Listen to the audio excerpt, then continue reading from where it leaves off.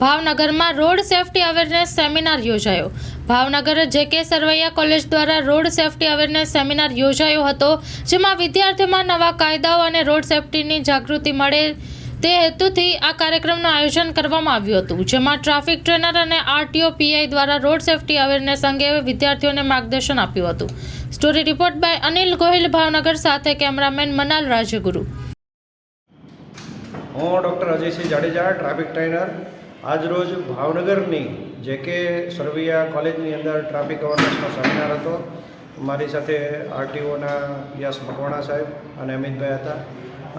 અમે જોયું કે વિદ્યાર્થીઓને આવા જે સમયની અંદર જે જરૂરિયાત હોય છે, અકસ્માતથી કેમ બચવું, કેવી રીતે બચી શકાય, એની 1 કલાકથી 1.5 કલાકની જે માહિતી છે અમે અહીં આપવામાં આવી।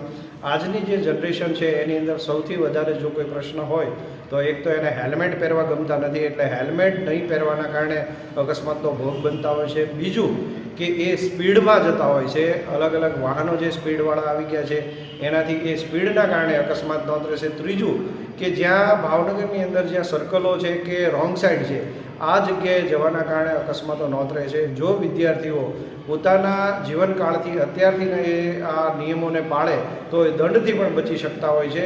તો આજનો જે આ કાર્યક્રમ છે બહુ સરસ રહ્યો છે અને વિદ્યાર્થીઓએ સારી રીતે એને માણ્યો છે। Thank you.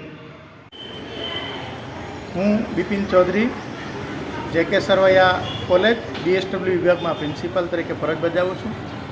અત્રેની અમારી કોલેજમાં બીએસડબલ્યુ અને એમએસડબલ્યુના વિદ્યાર્થીઓ માટે ટ્રાફિક જાગૃતિ માટેનો કાર્યક્રમનું આયોજન કરવામાં આવેલ।